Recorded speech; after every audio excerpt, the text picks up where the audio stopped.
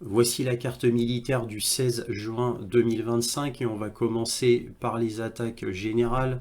Donc tout d'abord une attaque de drone sur l'oblast de Tambov en Russie, plus précisément sur la ville de Kotovsk.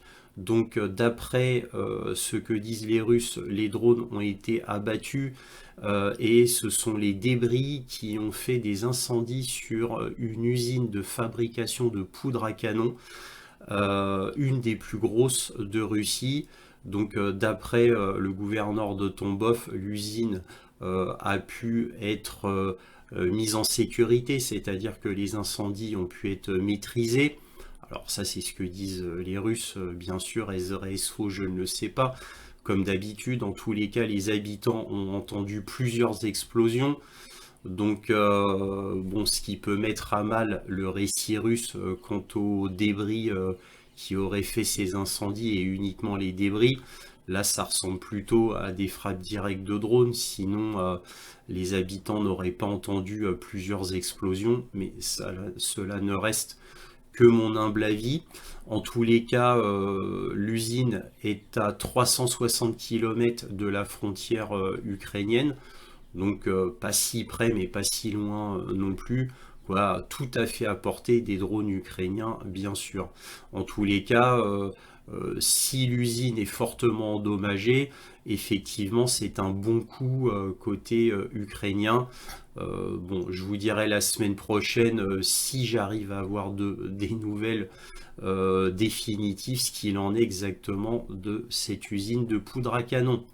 Autre information intéressante sur la mer Noire, cette fois, on a une plateforme pétrolière ukrainienne qui apparemment servait de base de lancement de missiles pour atteindre la Crimée, ou tout du moins l'oblast de Kherson.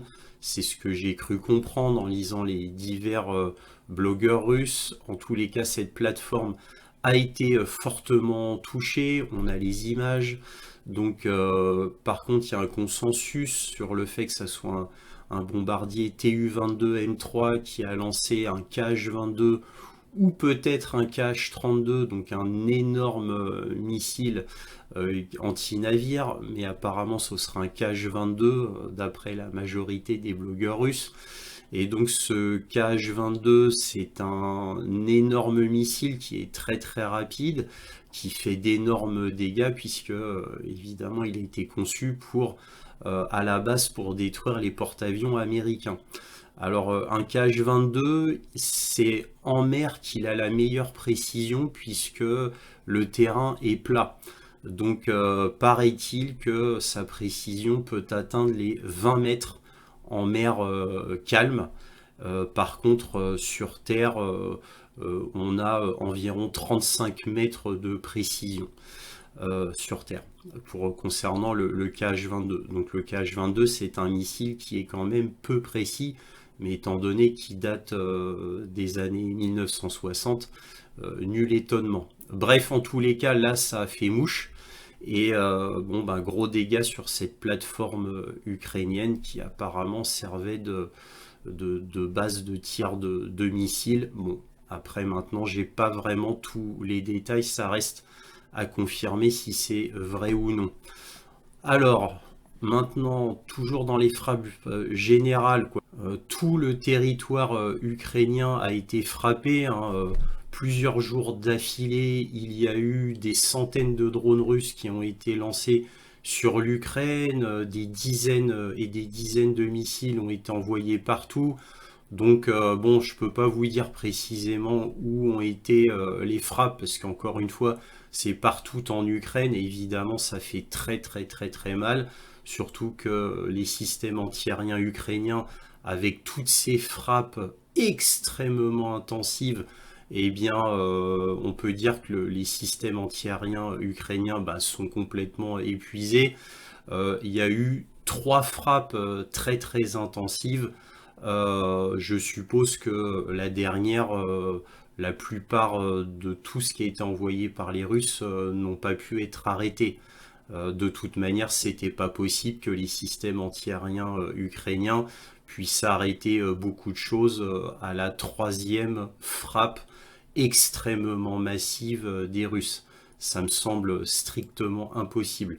Donc oui, oui, ça fait vraiment très très mal là côté ukrainien.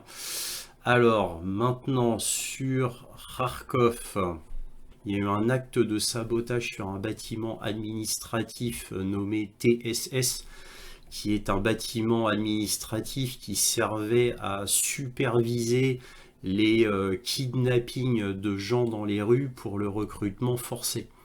Donc il a été incendié d'après les journaux ukrainiens par des Ukrainiens pro-russes. Voilà. Et c'est tout ce qu'on sait. Apparemment, ils n'ont pas pu prendre les gens qui ont fait cet acte.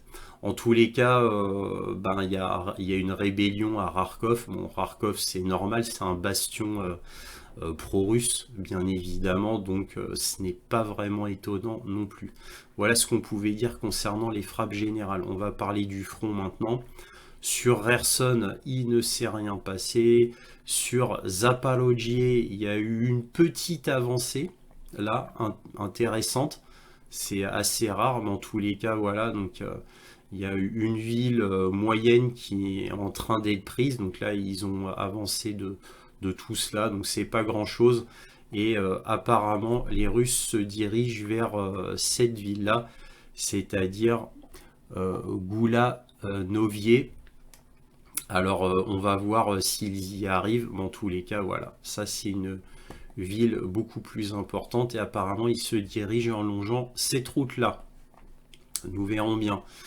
Alors maintenant sur Donetsk, ben voilà, et Donetsk va nous montrer effectivement pour la, on va dire la quatrième semaine ou troisième semaine d'affilée qu'on est vraiment dans le stade de l'effondrement, parce que ce n'est plus comme il y a un mois où les Russes avançaient toujours par vraiment petites touches ou de manière rarissime par gros morceaux, mais c'était assez rare. Maintenant, c'est que ça, c'est que par gros morceaux, évidemment dans l'oblast de Donetsk, puisque c'est là que les forces russes sont concentrées pour avancer. C'est l'oblast le plus important pour les Russes en ce moment-là, au moment où l'on parle. Donc là, regardez des avancées énormes, absolument énormes, chose qu'on ne voyait jamais auparavant. Regardez ces avancées, ça c'est les lignes de la semaine dernière en pointillé et les épingles rouges, c'est la direction des avancées. Et donc là, vous voyez que là maintenant, on est carrément là dans l'oblast de Dnipropetrovsk, hein, carrément. Donc vous voyez que bon, bah, Donetsk, hein, ça avance assez vite, pourrait-on dire. Sur Paklovsk, qui est l'endroit le plus important du front, parce que c'est là où il y a le nœud logistique le plus important, et bien Paklovsk est devenu une petite forteresse, ça résiste. Bah, les Russes, qu'est-ce qu'ils font? Ils vont là où c'est le plus faible, et regardez les avancées qu'ils ont faites là, toujours à l'est de Paklovsk, ça avance très très fort. Donc là ici, grosse avancée, et apparemment, ben, je pense qu'ils vont faire une prise en tenaille comme je l'avais mis là il y a un mois à peu près. Je vous avais mis deux flèches, hein. Ils vont prendre Pakrovsk en tenaille et étouffer Pakrovsk. Méthode classique pour éviter les attaques frontales et perdre beaucoup de matériel et d'hommes. Méthode tout à fait classique. À l'est de Toretsk, vous voyez que les Russes ont fait une grosse avancée, qu'ils ont pris la moitié de cette ville-là. Là, au nord de Toretsk, il y a eu une petite avancée. Hein, donc évidemment, le but, c'est d'aller vers Kostiatynivka. Hein, vous voyez les deux flèches stratégiques. Vous voyez là cette avancée, ce saillant ici. Alors peut-être que le saillant n'ira pas sur Kostiatynivka. Selon moi, mais ça ne reste que mon avis, peut-être profiteront-ils de cette étendue d'eau pour faire une tenaille, un chaudron, refermer le chaudron et finir de prendre ces deux villes-là. Voilà, bon, ça ne reste que mon avis, hein, mais Ce serait logique militairement de faire un chaudron, de refermer, de nettoyer la zone et ensuite d'aller vers le nord sur Kostiatinivka.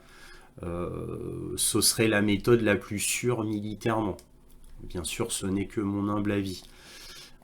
Sur la région de Sivelsk. Alors sur Sivelsk, là il y a eu une avancée, ça y est, les Russes ont pris Grigolovka, donc Grigolovka a été définitivement prise, et évidemment ils vont prendre Serebnivka, là, ouais c'est ça, Serebnivka, pardon, très prochainement évidemment, et après ce sera Sivelsk, et après bien évidemment, comme toujours, il y aura une prise en tenaille, puisque Sivelsk, c'est une petite forteresse aussi. Bien entendu, je dis bien petite forteresse, on est très loin d'une ville comme Ougledar, ou aussi nommée Vuhledar en ukrainien, qui était une énorme forteresse ukrainienne. Alors là, dans la région, évidemment, c'est Krasny Liman hein, que les Russes veulent, d'où les avancées stratégiques.